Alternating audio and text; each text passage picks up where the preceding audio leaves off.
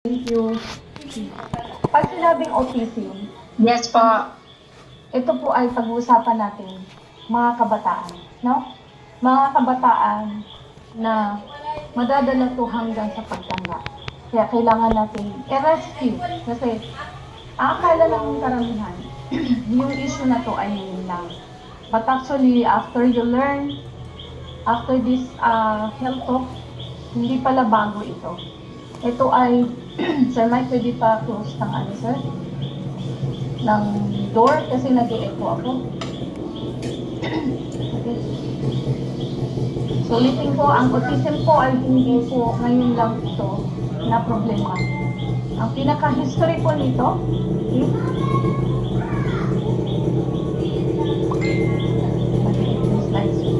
so, i-discuss muna natin kung ano yung history ng autism. Ulitin ko, hindi po ito ngayon lang. Kasi naririnig ko, ay, uso na ngayon ang autism. Uso na ngayon, hindi po ngayon ito. So let's start from the very beginning and from the very history of our topic tonight. So, from the early 1900s, no, 1900s, has referred to a range of neuropsychological conditions.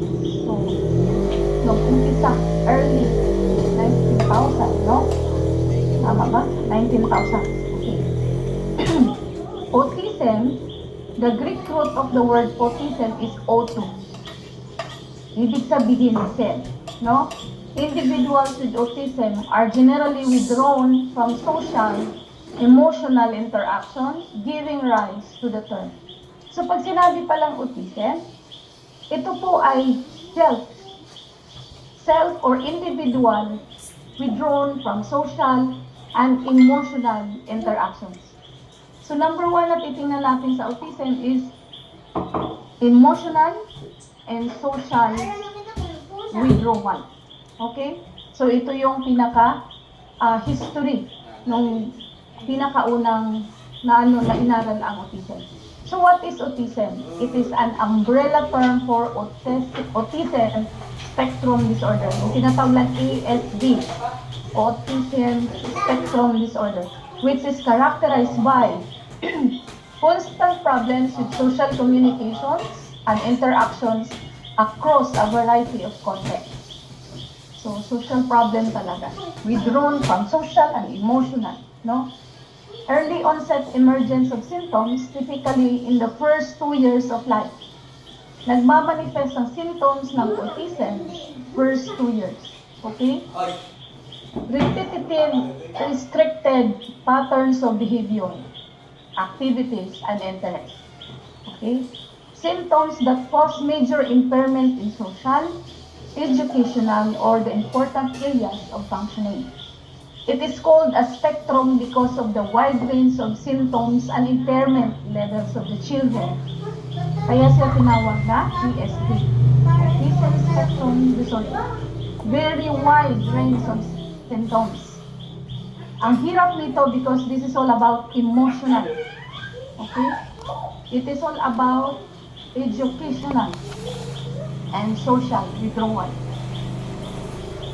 Some are only mildly affected by their symptoms, while other children are severely disabled. Ulitin ko, hindi po ito ngayon lang. Tagal ng panahon, meron na pong ganitong issues na autism. Okay? Autism, sorry ha, may mga pumapasok pa kasi.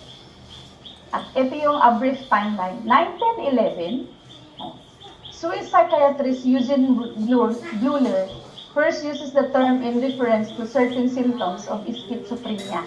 So, alam naman siguro natin yung schizophrenia. Pag sinabi schizophrenia, mahirap po yun. Okay, meron po yung 5 types. Okay? 1920s, is stemming from the belief that autism symptoms are caused by diet, including those high in gluten. Okay?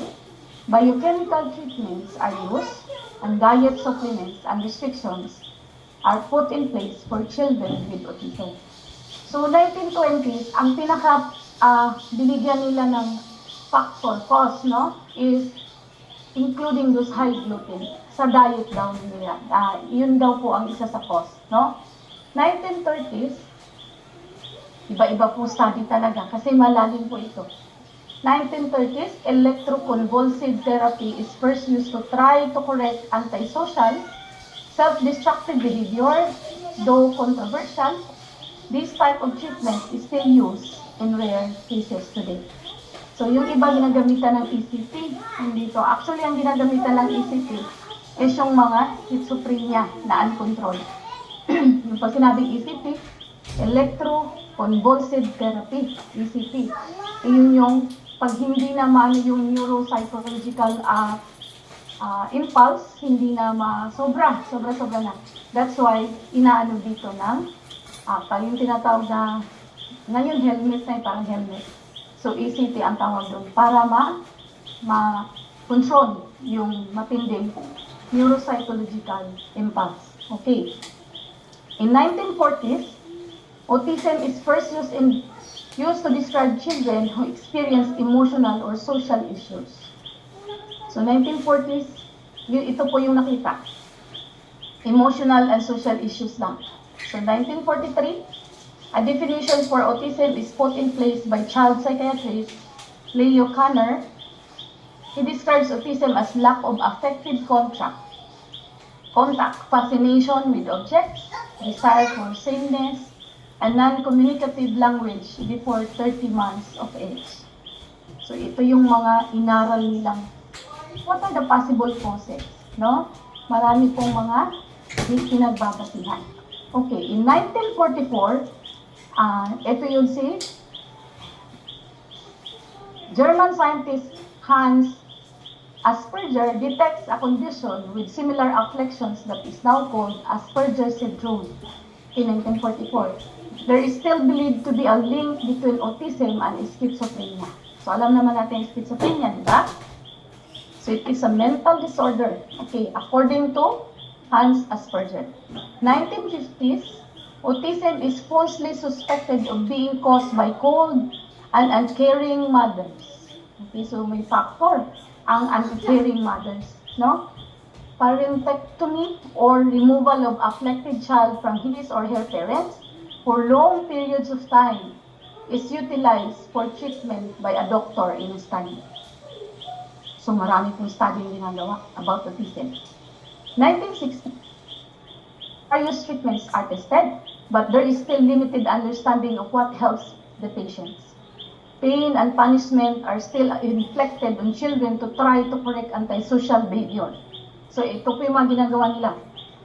The use of LSD is implemented as a serotonin inhibitor. Is believed that altering the patient's state of perception will help alleviate the symptoms. Okay. Kasi sobrang serotonin, sobrang happy hormone, binablock yun. So, ini-insist nila ng pain. That's why, titingnan nila kung merong improvement, no? So, yun ang ginagawa nilang mga studies, no? 1965, Bernard Rinland, an American psychologist, establishes the Autism Society of America, one of the first autism advocacy groups. Ito sila. 1980s, early forms of behavioral therapy are used primarily in the treatment of children with autism. Okay? So, pinapakita ko sa inyo yung mga studies, mga theory nila. 1980s, ito yun. And autism is finally categorized separately from schizophrenia. 1980, kasi before, autism is linked to schizophrenia. Diba yung dati, yung isang study. But 1980s is separately, finally categorized separate from schizophrenia. So, magkahiwalay talaga sila.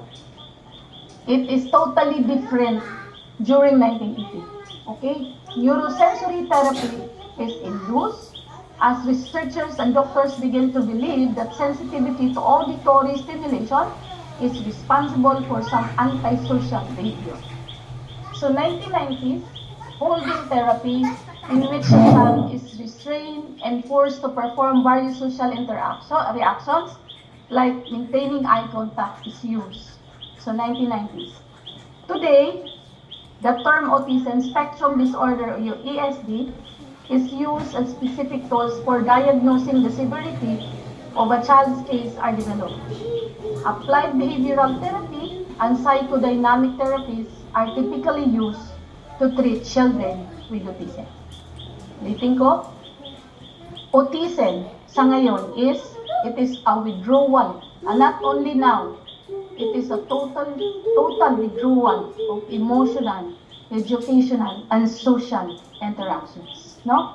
So ito yung problema at nag-ano po ito sa bata. Okay, 2 years, di ba? Before 2 years, 1 in 10 number of children with autism who also have Down syndrome or another chromosomal disorder. Okay. Age at which a diagnosis of autism is typically reliable. So, kailangan 2 years po talaga yung bata para reliable po yung pinaka-diagnosis. Most children are not diagnosed until they are 4 years old. So, depende sa bata, no? But actually, 2 years old po talaga ma-diagnose siya. But not all in 2 years old kailangan umabot pa yung 4 years old yung iba. Unfortunately, along with the more thorough understanding of autism, has come a boom of diagnosis and fear regarding the cause of the disorder. So 1 in 150 during 2002, 1 in 68 during 2010, and 120% increase in the autism spectrum disorder prevalence between 2002 and 2010. Mas lalo na po ngayon. So 120%, ang dami na pong cases, no? Autism today. Okay. Due to a more thorough understanding of the disorder and effective treatments for its symptoms, more children are getting the help they need to live more social, emotional, fulfilling lives. We now understand a lot more about the disorder and who it affects. Okay? 1 in 68 estimated number of children affected by autism spectrum disorder. For boys, the number is 1 in 42. Actually po, ang autism ay more on boys. Very rare po ang sa girls. Ha? Likelihood that a person will have a second child with autism if they already have one. So, possible pala. No? 2% to 18% likelihood that a person will have a second child with autism if they already have one. So, posible pala. No? Posible pala na kung nagkaroon ka na ng una na anak, pangalawa, posible din na magkakaroon. So, this is taken from the study, no? So, kaya pala, minamit po akong ganito. Kapag umpisa, okay, so kung nakita nyo kanina yung mga different studies, anong pinagmulan, so every years, no, may mga studies po na nag-come up sila. And then, ano po ba ang basis of ESD? Autism. Okay? Autism spectrum disorder. Number 1. Okay. Number 1 factor is genetic factors. Yung mga causes, kung bakit nagkaroon ng ganito. Ulitin ko, hindi po ito ngayon. Pero mas matindi na po ngayon. 2010 po is 120%. Now, I don't know kung gaano na kadami. Ano yung mga basis kung bakit nagkaroon? The genetic factors, maybe the most significant cause of ESD spectrum disorder, early studies of twins, and estimated heritability to be over 90%, no? Meaning that the genetics explains over 90% of whether a child will develop ESD. Okay. Actually po, kapag... Patay lang ang Bluetooth card? Kapag ganito, halimbawa, genetics, kung meron kalululuhan mo, nagmamanifest po yan. Okay? So, hindi pwedeng, ay wala naman kaming lahing ganito. How many generations ba? Hindi mo alam yung mga unang generations, hindi sa generation nyo lang nagmanifest. Kapag may lahi, posible po na yun ang isa sa factor. 90% po ang genetics, no? Number 2, a common hypothesis is an ESD is caused by interaction of a genetic predisposition and early environmental insult. Several theories based on environmental factors have been proposed to address the remaining ways. Posible po ang environmental insult. Okay? Kumbaga, depende din po yun sa May call lang.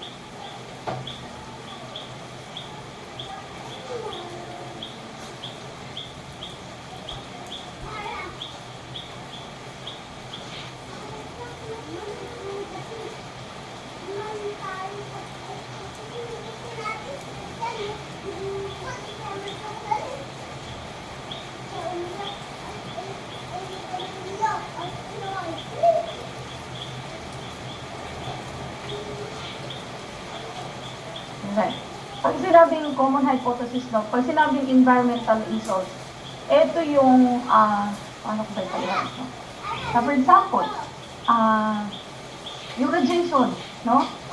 Pag sinabing environmental insults kasi, how strong yung pinaka-energy, no? Energy source na nasa environment nyo. Isa po yun sa factor, no? Like for example, malapit ka sa source ng radiation.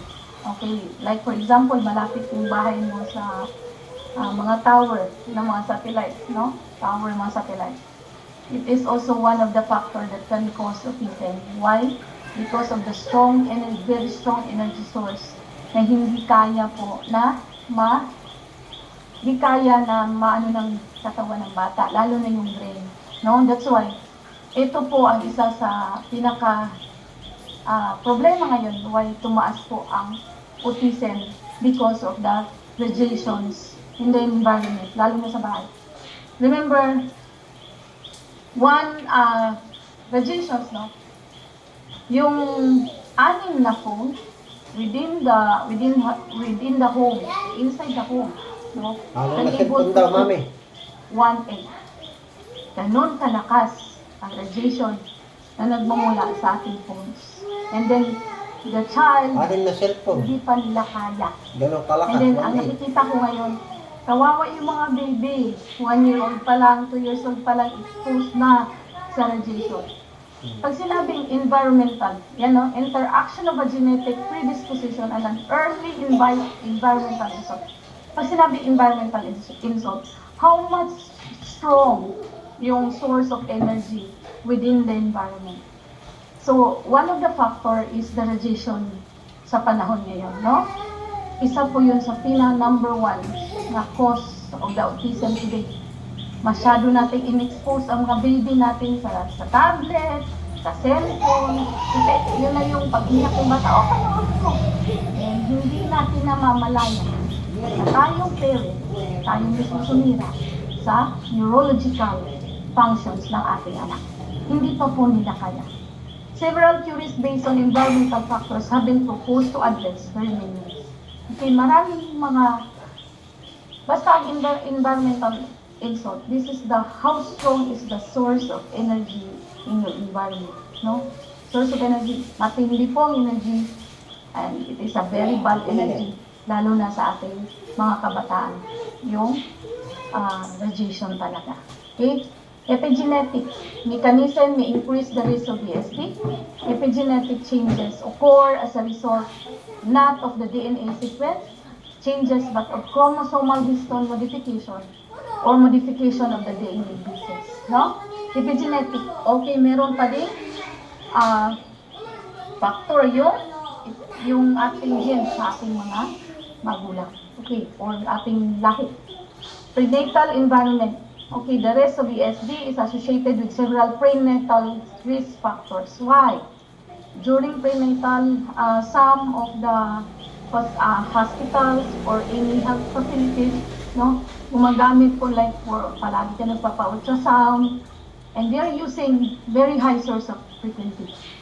The energy. Remember, environmental insult.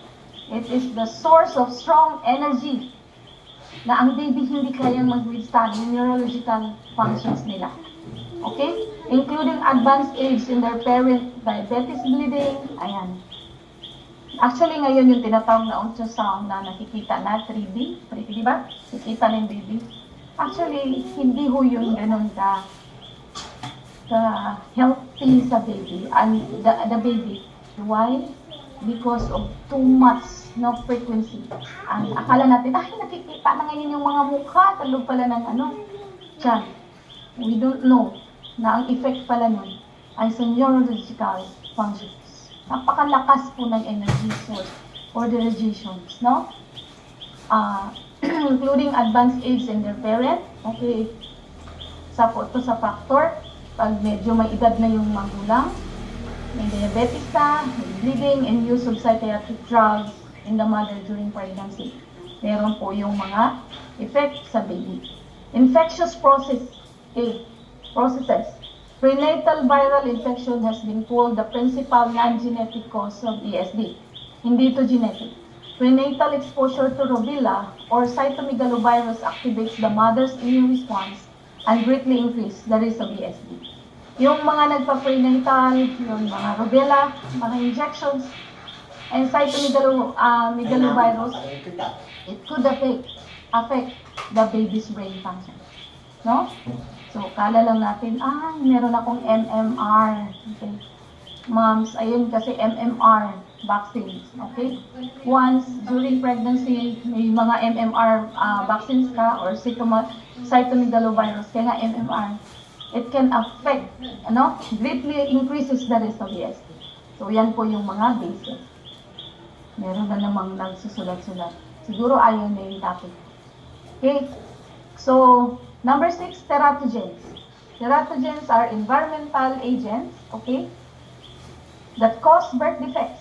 Some agents that are theorized are to cause birth defects have also been suggested as a potential ESD risk factors.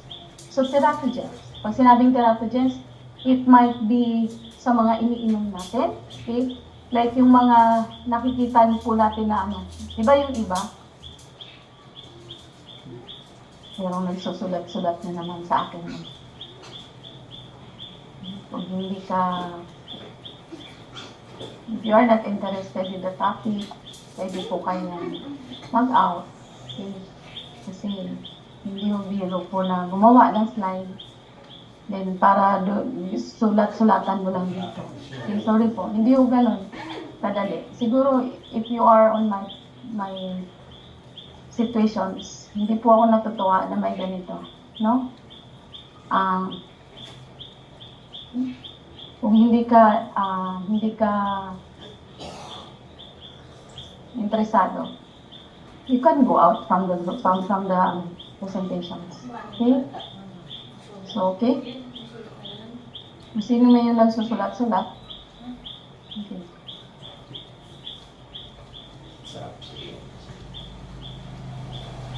Nawala na tuloy yung akin. Right.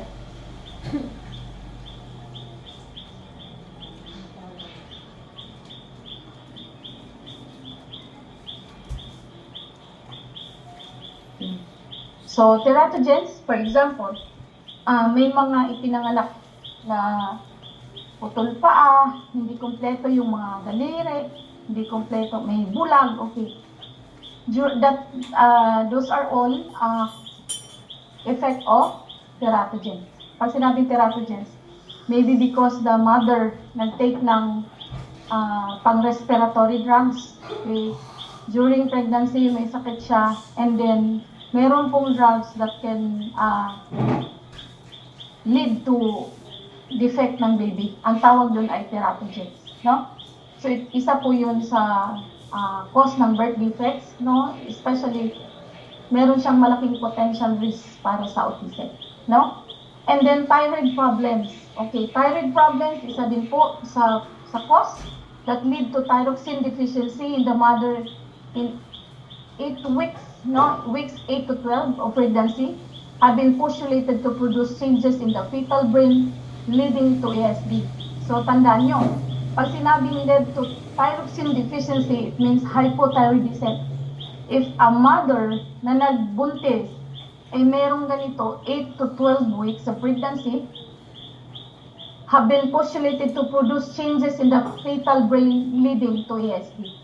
Thyroxine deficiencies can be caused by inadequate iodine in the diet and by environmental agents that interfere with iodine uptake or can act as thyroid hormones. So, meron din pong factor pala ang thyroid. Lalo na during 8 to 12 weeks of pregnancy. May malaking factor that can lead to autism. Diabetes in the mother during pregnancy is a significant risk factor for ESD. At in 2009, meta-analysis found that gestational diabetes was associated with twofold risk, increased risk. So, yung mga diabetic na mother during pregnancy, yan yung tinatawag na gestational diabetes. So, isa po yan sa cause kung bakit nagkaroon ng autism yung mga bata. Lupus coeruleus. Yes po, Sir Alan, yes po. Go. Okay. Meron po kaso lang may sulat-sulat eh. Oh, sinusulatan kasi. During pregnancy, okay lang po kayo mag-screenshot, no? This theory hypothesized that autistic behaviors depend at least in part of developmental dysregulations that results in impaired functions of the locus coeruleus nor adrenergic system. Okay, ito ay meron pong malaking factor po ang hormones, no? Amygdala neurons, this is part of the pituitary gland. Sa brain natin, amygdala neurons. This theory hypothesizes that an early developmental failure involving amygdala cascades on the development of cortical areas that mediate social perceptions in the visual domain. So marami palang dahilan ang ating autism. So, kung ano niyo po ito, mayroong 10 dahilan. So marami po palang mag-iingat tayo kasi ito po pala yung mga possible kung bakit na-develop ng autism. So, symptoms of ESD. Okay? Pag sinabing autism, kailangan natin malaman ano bang mga symptoms. Okay. The signs and symptoms of autism spectrum disorder vary widely. As do its effects. Okay? Some autistic children have only mild impairments, while others have more obstacles to overcome. However, every child in the autism spectrum has problems, at least to some degree, in the following 3 areas. Number 1, meron po itong 3 areas na to, the speech and language, the movement, and, ito lang, may mga pumapasok po kasi, sorry ha. Okay, sorry. Paano ba ito?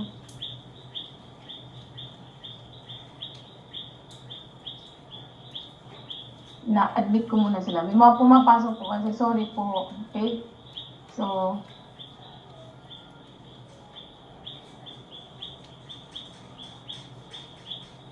okay. So, ang meron tayong titingnan is speech and language, movement, and social. Number 1, communicating verbally and non-verbally. Okay? Pag sinabing non-verbally, this is body language. Okay? Communicating verbally, kailangan natin kausapin. Relating to others and to the world around them. Ito yung mga i-consider natin. Right? May mga pumapasok pa, wait. Okay. Relating, thinking and behaving flexibly. Okay? Some children with autism spectrum disorder start to develop communication skills and then regress. Okay? Usually between 12 and 24 months, no? 1 year old to 2 years old. Ito po yung mga babantayan natin. Maraming iba, ang galing makipag-communicate sa umpisa and then biglang, ano nangyari?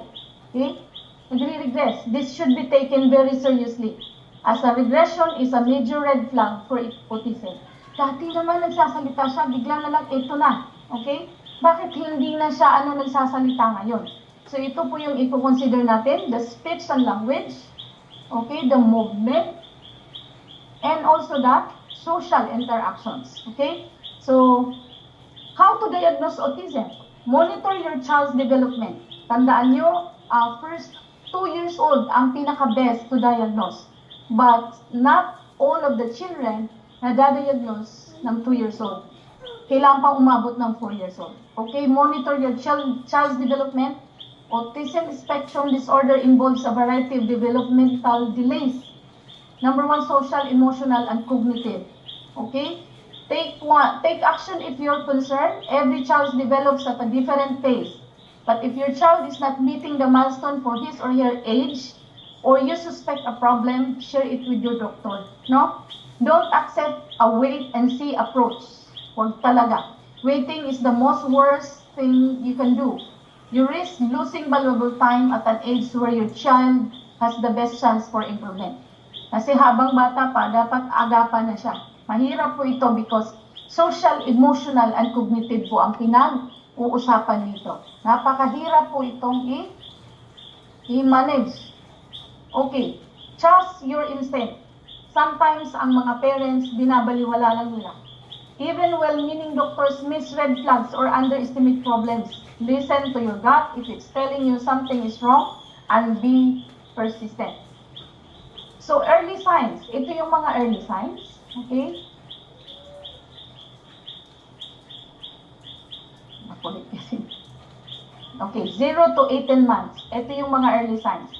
Inability to relate to children or adults. Okay. May naglalaro, kunyari, dalawa, children or adults sa pareho. Hindi lang po sa children, but also to adults. Meron pong impairment. Okay. Sorry, kasi may mga marami pa pong pumapasok. Wait.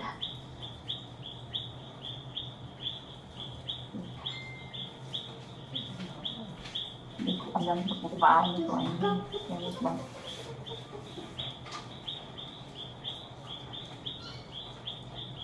Na ina-accept ko pa po, okay? Sorry. Okay. Inability to relate to children or adults, not only for adults, but also to children. Magtataka ka, titingnan niyo yung baby. Ulitin ko, 1 to 2 years old, kailangan makita na natin yung mga early signs. Kailangan makikita na natin.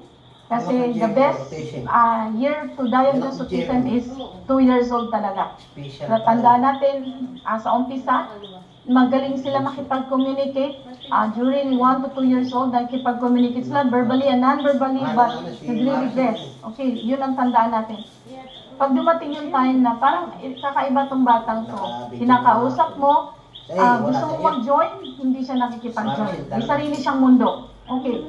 Poor speech or lack of speech. Hindi po nagsasalita, no? Hindi siya makabigkas. Instead na sa mga baby, alam natin yan, 1 year old pa lang, medyo may mga ano na yan, may mga sarili silang words na hindi natin maintindihan. Kumbaga yung motor neurons nila, yung mga motor activities, i-start na mag-develop. Pero itong mga batang ito, ay meron pong kakaiba. That's why poor speech or lack of speech. Ay, napapansin mo, ba't yung ibang bata nagsasalita na, tapos itong sa akin hindi, no? Inappropriate laughter or crying. Hindi po. Minsan tumatawa sila, hindi naman katawa-tawa. Okay? Inappropriate laughter or crying. So, wala namang nakakaiyak, iyak ng iyak. Okay? So, parang may kakaiba, no? Oversensitive or undersensitive to sound. Ito po ay isa po sa babantayan natin. Oversensitive or undersensitive to sound. Yung iba naman, konting ingay, nagwawala na. Yung iba naman, sobrang lakas ng ingay, walang pakialam. Okay, so yun yung titingnan natin, early signs, na kailangan i-rescue natin. Alright? And then, ano pa po ba yung ating titingnan? Inappropriate playing with toys. Okay? Kung makikita mo, ang mga toys na sinisira niya, okay? Yung laruan niya, parang ganito, tinutumba o sinisipa, meron siyang inappropriate. The way na maglaro sila, parang sa naisip na, parang kakaiba ito. So, dapat ang parents po talaga ay kailangan magiging, kailangan titingnan itong mga early signs. Difficulty dealing with changes in routine, no? Tuturuan mo, pumunta ka, dapat ihi ka, ganito, tuturuan mo, okay, magbihis ka, or may papagawa ka, hindi nila magagawa. Maari ngayon sundin, magagawa nila, sa susunod hindi na, wala na. So, hindi nila, meron lang difficulty sa mga routine na ipapagawa. Diba, usually tayo pag ang magulang, no, lalo na ang nanay, meron tayong tinuturo sa mga anak. Why? During the growth stage ng baby, meron silang nagdi-develop yung kanilang learning, no? Yung kanilang learning capacity. Especially sa mga bata, mga motor neurons, nagdi-develop yan, okay? kailangan natin tayo magulang, tuturuan natin mag-develop. Kaya lang ito, kahit tuturuan natin, hindi sila nasunod. Kakaiba yung kanilang ginagawa. Hindi sila, they are inability. Hindi nila magagawa yung routine. Tulad yun, pag-ihi, or pag, kung saan ilalagay yung mga dede, yung mga, mga biberon, yun, yung iba sumusunod. These children, hindi po nila nagagawa. Oversensitive or undersensitive to touch. Okay. Over sa sound or pati yung touch. Nakailang kalabit ka na. Meron naman iba, kalabitin mo lang ng konti, matouch mo lang, galit na. Yung iba naman, kahit anong kalabit mo, hindi nila nararamdaman. So these are the early signs and symptoms of autism, 0 to 18 months. Ha? So ito yung mga titingnan natin. So the following delays warrant an immediate evaluation by your child pediatrician, no? Pag may napansin na po tayo, by 6 months, okay, no big smiles or other warm, joyful expressions. 6 months, bata, no? Bakit ganun? Hindi nag-i-smile. Diba, pag baby, kahit natutulog yan, okay, sa kanya iba. No big smiles, warm, or joyful expressions. Wala.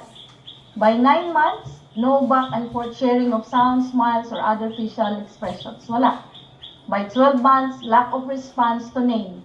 Sabihin mo, tawagin yung pangalan niya, hindi po niya ma-distinguish. Minsan na-distinguish, minsan hindi. Parang walang narinig. Hindi niya kilala sarili niya or anong pangalan niya. No? It varies, no? Iyan ay 12 months. 1 year na, tatawagin mo na, Hoy, Pedro! Sometimes, naano nila, but most of the time, hindi nila kilala na sila ay si Pedro. Lack of response to name. By 12 months, no bubbling or baby talk. Wala. Yan po yung sinasabi. Di ba yung baby talk? Mga nanay, mga tatay, alam natin yan ang baby talk ng bata. Minsan tayo natatawa bilang magulang. So it is normal. During 12 months, it is normal na, ay, nagdi-develop na pala ng start. Sabihin mo, ba't yung anak ko nagsasalita parang in-check? It's normal for the baby, no? Nagdi-develop po ang kanilang brain. Okay, so 12 months na, baka naman 2 years old, nag-baby talk pa din. At yung hindi na po yung normal. Okay? So, 12 months no bubbling or baby talk. Hindi ba mahilig yung baby yung bro, gano'n? Gano'n? Sila wala. Alright. By 12 months, itandaan natin, no back and forth gestures such as pointing, showing, reaching, or waving. Wala. Wala silang ganito.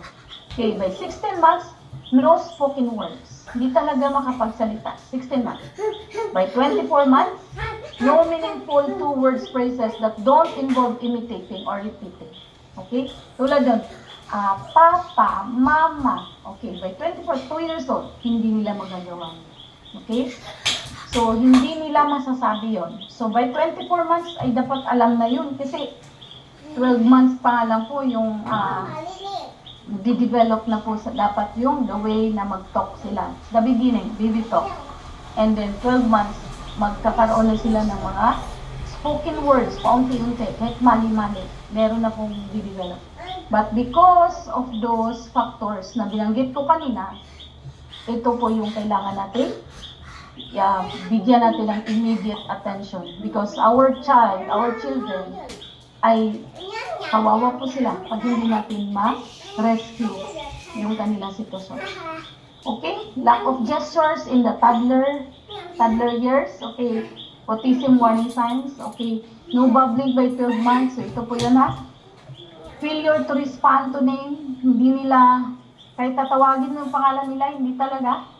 Di, parang walas nang narinig. Okay, kasi hindi nila alam na sila ay si Pedro. Okay, lack of normal eye contact. Hindi sila nakikipag-eye contact. Okay, wala silang eye contact. And then, repetitive movements. Paulit-ulit. Yung kanilang ginagawa, paulit-ulit. Okay. Hawak nito, yun lang. And then, no words by 16 months. Doesn't follow object or gestures visually. Kunyari, bibit-bit ka. Tawagin mo, Pedro, ito. Kunyari, mag-ano ka lang, yung may parang nagsasound na ganun laruan, tapos igaganon mo siya para sumunod. They cannot do that. Okay? Lack of smiling or laughing. Umingiti. Okay? Lack of interest in cuddling or being picked up. Ayaw nila yun. Kinakarga sila. Ayaw nila na kinakadal sila. Hinahag. Ayaw nila. Ayaw nila na kinakarga. Yung bititin mo sila. Kargahin. Or ihahag. Ayaw nila yan. Any regression in verbal or social skills. Okay? So, ayaw nilang, may sarili nga mundo. Sila yun. Okay, so, nakakaawa yung bata kung hindi natin i-immediate rescue yung signs and symptoms. Okay, until sa paglaki nila, dala-dala nila. Kawawa kung hanggat maaari sa lahat na nakikinig ngayon, please, i-share po natin to sa mga kakilala natin. Para at least magiging aware, no? Maging knowledgeable po sila. Kaya pala. Okay. Signs and symptoms of social difficulties in autism. Sa social difficulties na. A person disinterested or unaware of other people or what's going on around them. Wala silang pakialam. Ang saya-saya na ng pamilya, ang saya-saya na ng sitwasyon. May sarili silang mundo. Ayaw nilang makipag-joy. Hindi sila aware kung ano nangyayari. Doesn't know how to connect with others, play, or make friends. They don't know. Prefers not to be touched, held, or cuddled. Tandaan nyo, ayaw nilang magpahawak, ayaw nilang magpakarga, ayaw nilang magpahab. Ayaw nila. Doesn't play, pretend, games, engage in group games, imitate others, or toys in creative ways. Wala silang ganun. Has trouble understanding or talking about feelings. Hindi nila masasabi yun. Doesn't share interests or achievements with others. Drawings or toys. Hindi nila magagawa. Tandaan natin, ang autism ay yung kanina, sometimes, tumatawa sila, umiiyak sila, inappropriate. At itong batang ito, may tinatawanan siya, tawa ng tawa, tapos inappropriate, iyak ng iyak. Hindi mo alam kung anong rason, kung bakit siya tumatawa, wala naman siyang hawak. Okay? Basic social interaction can be difficult for children with autism spectrum disorder. Many kids on the autism spectrum seem to be prepared to live in their own world, aloof and detached from others. Nakakaawa. May sariling mundo. In short, ayaw nila. Kasi tandaan nyo, they don't want to be touched, held, or cuddled. Kahit magsasalita ka, isasali mo siya sa group, nakikipaglaro, they don't want. Wala po silang ganun. Tawagin mo, hindi nila ma-recognize kung sino ang paano pangalan nila. So, they prepared to live in their own world. Nakakaawa. We need to rescue. So, yun yung social, ang tawag doon ay social difficulties. Hindi talaga marunong. Common self, ito na siya. Common self-stimulatory behaviors. Ito. Hand flapping. Nakikita natin itong hand flapping. Okay? Nakikita niyo na ba yung mga bata? Nag-post ko ba yung video? Parang post. Nakikita niyo po yung slide? Parang nag-post. Nawala. Okay.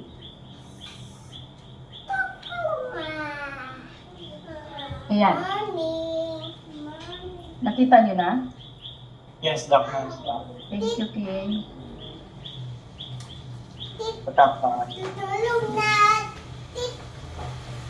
Wait lang.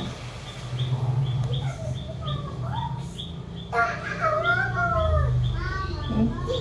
So, pag sinabing hand flapping, ito yung mga common self-stimulatory. Okay? Madalas silang ganun ng ganun. Okay? Hand flapping. Up or down, ganun lang ganun. Or kaya dito sa gilid, sa side, sa front. Yan lang yung ginagawa nila. Self-stimulatory behaviors. Rocking back and forth, parang ganun-ganun, back and forth.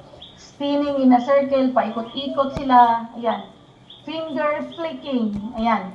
Head banging. Okay? Inuuntog yung mga ulo. Okay? Staring at lights. Moving fingers in front of the eyes. Mahilig silang ganun ng ganun sa mata. Okay? Flicking light switches, on and off. Mahilig yan ng ganito. Ino-off, i-on, i-off. Gustong-gusto nila yan. Okay? Pag nakita sila ng mga switch, ang gustong-gusto nila yan. Flicking the light switches on and off. Nilalaro. Repeating words or noises. So, yan yung mga ginagawa nila. Kung ano lang yung word na alam nila, yun lang paulit-ulit. Kaya nag-iingay, nag-iiyak, nag-isigaw. Yun yung mga self-stimulatory behaviors ng may mga ESD. Okay. So, ito yung pinaka-management. Okay. Educational interventions. Kailangan sa bata na pag na-detect natin na ganito, number one treatment or management is educational interventions. Marami pong ngayon, facilities ngayon na nag-specialize sila with regards to autism. Marami na po ito. So kapag ang parents nakita na yung mga signs and symptoms, yung mga alam natin, yung mga risk factors, kailangan wag po nating hayaan or pabayaan. Kasi kailangan natin silang dalhin doon sa mga experts, no? Dahil sila po, yung may mga experts na po dito, sila po ang makapag-manage nito. Best na makapag-manage. Remember, it is a brain functions. Okay? Yun yung pinaka-affected. Especially the amygdala, no? Medical management. Kailangan pong gawin to sa mga magulang. Okay? Educational interventions. Okay? Ang una, intervention is educational and medical management. Okay? Na ito yung pangalawa, educational interventions. Okay? Educational interventions, applied behavioral analysis, yung tinatawag na ABA. Okay, again, ito lang po ang dapat gumawa nito are those facilities po na experts with regards to this kind of health issues. Educational interventions, ito yung ABA. Applied behavioral analysis works to systematically change behavior based on principles of learning derived from behavioral psychology and encourage positive behavior as well as teaching new skills. So, yung mga experts alam nila gawin to. Okay? And then, speech therapy. Tandaan natin, hindi po sila nakakapagsalita. Okay? With licensed speech language pathologists, it's important in helping to improve a person's communication skills, allowing better expression. Some individuals with ESD are non-verbal. So, the use of gestures and sign language are useful.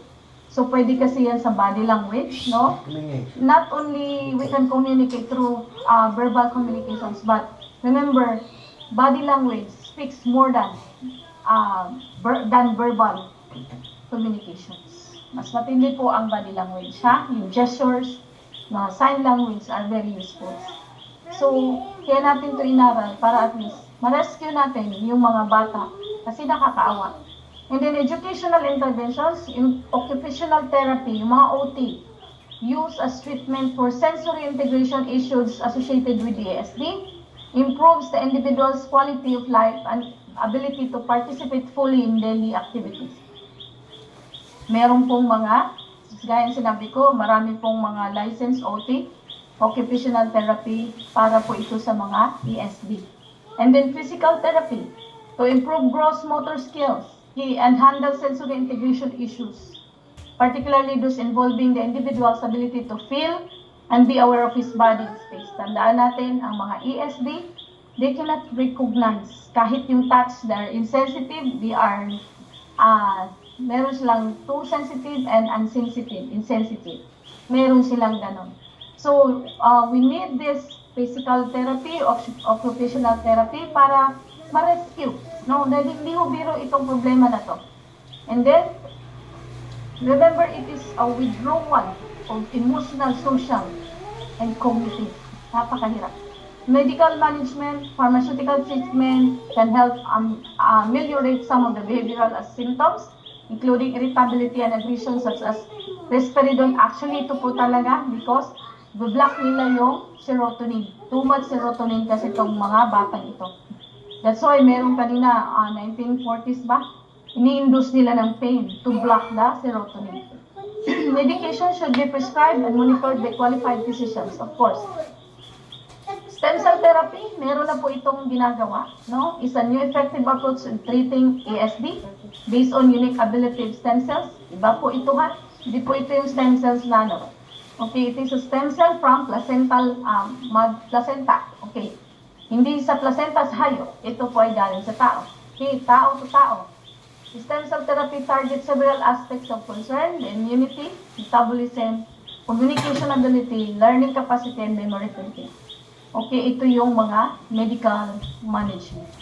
Improvements in ESD after the stem cell therapy, ulitin ko, the stem cell therapy is not derived from the stem cell of the plants, not derived from the stem cells of the animals, but these are the placental stem cells from the placenta. Okay, better tolerate of different foods and improve digestion. So lahat po ito ay mga medical approach. Helping children with autism. Paano ba natin matulungan? Don't wait for a diagnosis. Di ba sabi nga, do not wait and see approach. Please. Don't wait for a diagnosis. As the parent of a child with autism or related developmental delays, the best thing you can do is to start treatment right away.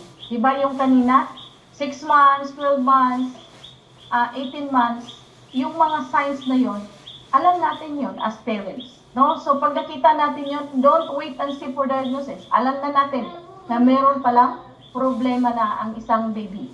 So, don't wait for a diagnosis. Kailangan mo, right away, gawin na yung mga management. Kasi importante yun. To rescue the children's situation. Stick to a schedule. Children with autism tend to do the best when they have a highly structured schedule or routine.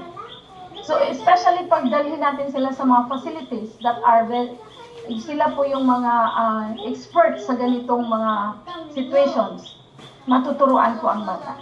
No? Matuturuan sila sa kanilang routine, yung mga schedules nila. Reward good behavior. Actually, as parent, no, kung hindi natin kayang sa mga facilities, no, as parents, turuan natin mag-develop, kailangan hands-on ka, stick to schedule. Pag sinabi mong ito gawin mo, tuturuan mo, kailangan mo ng enough time para tutukan yung isang bata. Hindi mo ito madali. And then, kapag nagawa niya yon, then reward good behavior. Okay, naalala niyo po, pag nakita niyo po ba, every time yung mga trainers ng mga animals, mga birds, lahat ng animals, trainers, like sa mga dolphins, nakikita niyo po ba yung mga trainers? Lagi nire-reward. Napapansin niyo, sinusubuan na yung pagkain, sinusubuan. Pag may nagagawa, and then papalakpakan, always reward. Okay. Positive reinforcement can go along with the children with autism. Laging positive, no? So make an effort to catch them doing something good. Pag may nakita, wow, lagi mo i-appreciate, lagi mo i-reward, wow, good job. As in, parang lagi mong i-appraise yung bata, no? Praise them when they act appropriately or learn a new skill. Lagi mong kailangan i-appraise mo talaga. Being very specific about what behavior they're being praised for. Baka naman, umiiyak ng bata ko, yung anak ko, dapat i-appraise ko ito. Dapat hindi. Yun lang, may mga something nagawa siya na kakaiba na, marunong na siyang magbalik. Okay, put this doon sa ganito. Tapos nagawa niya, wow! So, i-reward mo siya. I-appraise mo siya. It can help sa development ng bata. Make time for fun. Okay, a child coping with autism is still a kid. No? For both children with autism and their parents, there needs to be more to life than therapy. Tandaan natin yan. More to life than therapy. Kailangan masaya ang environment. Importante po yun. Pay attention to your child's sensory sensitivity. Many children with autism are hypersensitive to light, ayaw nila, sound, touch, taste, and smell. Very hypersensitive. Figure out what sight, sound, smells, movements, and tactile sensations trigger your kid's bad or disrupted behaviors. Okay? It can trigger. Nagwawala sila. Kasi ayaw nila yung light, yung sound, yung touch, yung taste, and smell. They are very hypersensitive. Yung opposite naman, unsensitive. No? Wala silang pakialam. Sobrang lakas na ng light, wala silang pakialam. Sobrang lakas na ng sound, wala pa rin pakialam. So, create a home safety zone. Carve out a private space in your home where your child can relax, feel secure, and be safe. Ito yung meaning. Always unique, totally interesting, sometimes mysterious. Ganyan po ang mga bata na merong PSP. Okay? Actually po, tapos na po tayo. Alright. So, tapos na po tayo sa ating autism na topic. So, mabilis lang po ang autism. So, I hope na tonight may natutunan kayo. If you have questions, pwede po tayong mag-ask ng question. Dok, magandang gabi. Question. Okay? Paano makakatulong ang Red Pine sa batang autistic o yung may sakit na autism? Sa red pine kasi, meron po component na phenylalanine. Okay, phenylalanine. Okay, si phenylalanine is an amino acid component of the red pine that can able to cross the blood-brain barrier. Actually, I have ganitong issues na po. And, ano ba? Share ko lang.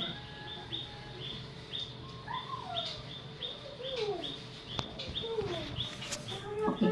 Yung tinatawag na phenylalanine. Si phenylalanine is an amino acid, is a component of the red pine that can able to cross the blood-brain barrier. Okay, pag sinabing cross, wala po siyang kailangang carrier, wala po siyang kailangan na guard, security, to cross the blood-brain barrier. It can pass to and fro the blood-brain barrier. It goes through sa ating mga neurons, ating brain. Now, it acts as relaxant, okay? And it can also, phenylalanine, it can balance the serotonin in hormones of a person. Yun yung pinaka number one na talagang nag-a-address with regards to autism. Remember, autism, sobrang taas po ng serotonin. Serotonin is a happy hormones. Serotonin is excitability, siya yun. And here comes the amino acids, phenylalanine. It can able to pass to and fro the blood-brain barrier. Kung pag inom mo, nakakalusot yan agad. And remember, not all drugs, not all supplement components, not all minerals, not all, ano pa ba? Other components, not all amino acids can pass through the blood-brain barrier. And the number one functions of phenylalanine is to balance and relax the neuron impulse, no? Sa ating brain. And it can also balance the serotonin hormones. Okay? So, ito po yung pinaka number one na component ng ating red pine with regards to autism. May autism cases na po ako nito, and I thank God, ang laki ng improvement. Nakakatuwa yung growth ng bata. Dati, walang response. Dati, laging nagwawala. Kasi they are very hypersensitive. Sa sound, sa light, sa touch, lahat ayaw nila. And then dati, hindi siya nakikipag-mingle, hindi siya nakikipag-join, may sariling mundo. And then, unti-unti, nakikita na, nakikipag-join na siya, nakikipag-eye contact na siya, and then meron na siyang interactions. Remember, autism is a withdrawn, total withdrawn from emotional, social, and cognitive functions. So, ito po yung pinaka number one na component ng ating red pine, si phenylalanine. The amino acids that can able to pass to and fro the blood-brain barrier, it goes through the neurons at kanyang pinaparelax, and then inaayos niya yung serotonin level na too much sa isang pasyente. Okay? So, yan po. Good evening, Doc. May tanong ako. Si G po ito. Okay. May apo po ako na she's 3 years old. Nakita na po namin na may autism, hindi siya nakikimag... Lahat ng diniscuss mo, may ganun siya. Pero hindi po siya maingay, basta naglalaro lang siya as ordinary, alone. Ngayon, paano po ang take ng kanyang, paano maibibigay sa kanya ang red pine? Actually, pag baby, pwede po silang pwede nga patak lang. Pwede pong patak lang. Actually now, mas maganda yung red pine juice. Kasi pwede siyang ihalo sa water as juice. Naiinom nila. And Pero nakukuha ka ng juice? Of course. Mataas po ang tannin component ng ating red pine juice. Yun yung kaibahan. May nagtanong, what is the difference between the red pine juice and the red pine needle oil, soft gel? Sa red pine juice kasi, it is also concentrated, but the pinakamatindi pong component niya is the tannin. Okay. Tannin, it is very good for the nerves and also good for cancers. Ayun yung tannin. You can research. Si tannin kasi is good for liquid, not for oil. But the tannin is still the source of red pine. Pero mas effective siya with regards to liquid, not in oil. Meron ng oil but very few. Hindi siya ganun kataas. Only in liquid form. So, mas maganda siya ilagay sa, tapos ang ginagawa namin nun is yung red pine juice, lalagyan siya ng, papatakan lang natin ng red pine oil. At least 3 patak. It's good. Para lang makapasok sa neurons sa ating brain. Kasi it is, number 1 po is from the amygdala, no? Yung amygdala in our brain is affected. So, I hope na... Thank you. Thank you.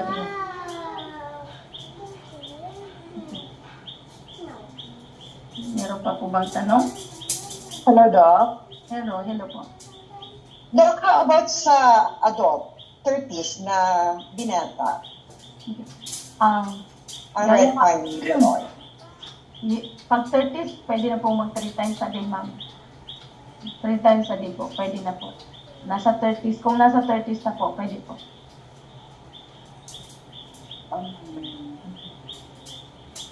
I mean,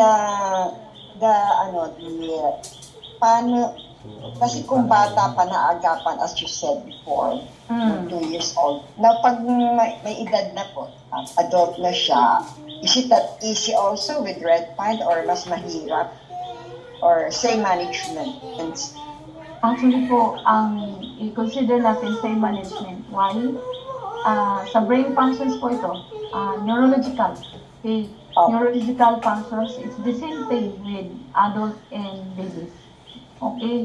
Yung neurological functions po kasi i-level niya yung serotonin, but hindi too much, no? Yun po talaga ang pinaka-best na component natin red pine is phenylalanine. Napakagaling pagdating sa autism, no? Okay. Yeah, thank you, Doc. Thank you, ma'am. Thank you.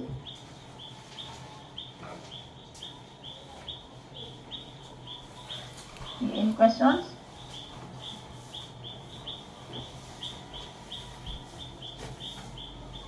Okay, babasahin ko po ha. This is according to the clinical study of our red pine needle oil. Babasahin ko lang.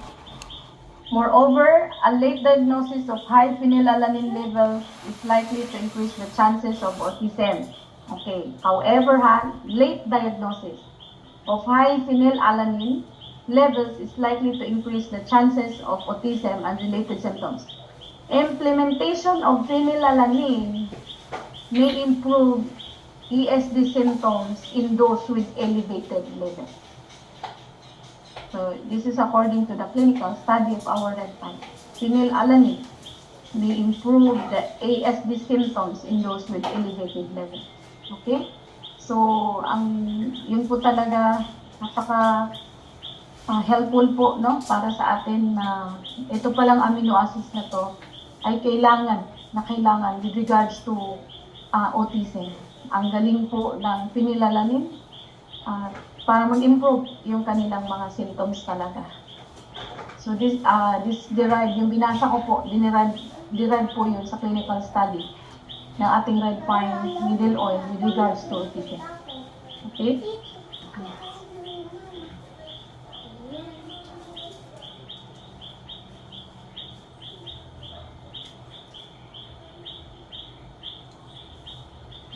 Okay, ito pa, babasahin ko pa. These molecules, this phenylalanine are involved in several aspects of health, including mood, okay, the brain functions, and the stress response. Tandaan niyo po. Ito po yung functions ng ating phenylalanine component ng ating red pine. Okay, really, no? Involved po talaga siya with regards to moods, regards to brain functions, and stress responses. Very, napaka-blessed natin, no? We have this kind of component, phenylalanine, in our red pine. Actually, phenylalanine is not only for autism, pero mas matindi po ang phenylalanine, the best treatment for Parkinson's disease. Okay? So, yun yung mga Parkinson's disease is brain functions din po ang affected. If the Parkinson's disease nga po na nakita ay na-encounter ko dito na matindi, galing pa po US yun. Ano pa po yung anak, parang nangiinsulto na sa Amerika nga daw, hindi po na-treat yung dad niya. How come daw dito? Sabi ko, ma'am, as per a clinical study of our product, we have the best treatment for for Parkinson's disease. You can research. The best treatment for Parkinson's disease is phenylalanine. Okay? Yung tinatawag na phenylalanine. Okay. At mataas po ang component ng ating red pine pagdating sa phenylalanine. Siya po ang pinakamatindi, nag-a-address ng neuron function sa ating brain. Okay? It relaxes and then i-stabilize na yung normal functions. Okay? So, yun po ang pinaka-best na component. So, any questions? Meron pa po ba tayong questions? So, ngayon, alam niyo na po ba kung anong mga causes? Ang dami pong dahilan.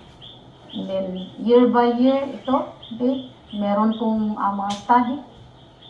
Meron pa nga pong study dito na ang isa po sa nag-develop, yung magulang, inilalayo yung mga anak during early stage, no? Nung wala sa magulang, hindi lumaki sa magulang, isa din po siya sa nakakapag-cause ng ESD. It is neurological functions talaga. Meron pong affected po talaga yun. Okay? So, yan o. Uncaring mothers. So, uncaring mothers, meron pong factors na nag-develop ng ESD, yung mga uncaring mothers. So, kailangan natin malalaman to. Matindi pa lang aral ng autism. Hindi lang po ito ngayon, ha? But long time ago, isa na po ito sa inaral ng different experts, no, na hanggang ngayon, mas dumami po yung cases. Why? Because of the environmental insults. Ito yung sinabi ko kanina. Due to environmental insults. Ito. Pag sinabing environmental insults, ibig sabihin, ulitin ko, the source, how strong is the source of energy in your environment. And this can also lead to radiation. Okay, mga mother, sa mga nakakarinig po ngayon, hanggat maaari po, ilayo po sana natin sa mga gadgets ang bata. Hindi pa po kaya ng neurological functions nila yung energy, no? Hindi ho ganun kaya, hindi pa kaya talaga. So napakahirap, tapos yung ginagawa natin ngayon, ini-expose natin sa mga gadgets. Nakakaawa. Kala natin, tali-talino ng mga anak ko, tali-talino. Tayo mismong magulang ang sumira sa magiging future nila. Okay? Ayok na may natutunan po tayo. Hanggat maaari, hindi po magaling ang isang bata kapag magaling sa cellphone sa tablet. Yung neurological functions nila, very much affected. Nakalagay dito a common hypothesis caused by interaction of a genetic predisposition and an early environmental insult. Early, di pa kaya. 1-year-old pa lang, magaling na magpindot-pindot. Kaya minsan nakikita ko yung mga bata, pagtingin ko, pambihira. Hindi ako natutuwa sa magulang. Sabi ko, hindi alam ng magulang kung gaano ka-worse yung na-contribute nila sa anak nila. And then later on, magmamanifest na. Remember, not all children can be diagnosed at the age of 2. Some, nasa 4 years old na. So sa ginagawa natin, akala natin normal lang yun. O sige, bawal lang mag-cellphone pala ang bata. That's why, matindi na po ang cases ngayon sa autism. So sobrang dami na. Because of this environmental insults. Early environmental insults.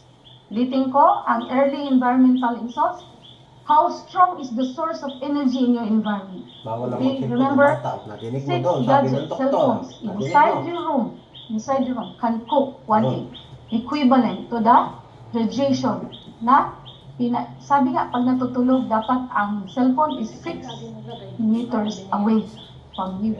Okay? Matindi po ang nangyayari. Sa susunod, magiging topic ko ang radiation. Actually, before, during my engineering, PCE, sa engineering namin, ang aming pinag-aralan is about frequency because it is a communications. Electronics and communications engineering. Okay. Inaral namin kung gaano katindi yung frequency at yan po ang pinanggagalingan ng source ng ating mga signals sa ating phone. And how gaano siya ka-harmful with regards to our health. Hindi ko ganun kadali. Siguro next time, magiging topic ko about radiation. The frequency. How does it affect our human health? Especially sa brain. Kaya ang dami na pong sira ang mata, may sira ang mga tawag dito, pandemic, okay? Yung ating cell nag-deteriorate, okay? Because of that too much frequency, bad energy we get from radiations. Kaya enjoy tayo. Sige, enjoy. The more you are exposed to environmental insults, the more you will get cancer cells. Okay, next time, magiging topic ko ito soon. And hindi ho ganun kadali na inaakala lang natin yung cellphone na to ay safe sa atin. So that's why there are a lot of things na nagde-develop yung iba to block the EMF, the electromagnetic frequency, but the main thing is how reliable it is that can able to block that frequency and it can transmit to our human cell. Kung nadamage sa human cell, how much more the brain cells? No? Number 1 is the brain cells affected ka na. So, yan yung nakikita ko ngayon.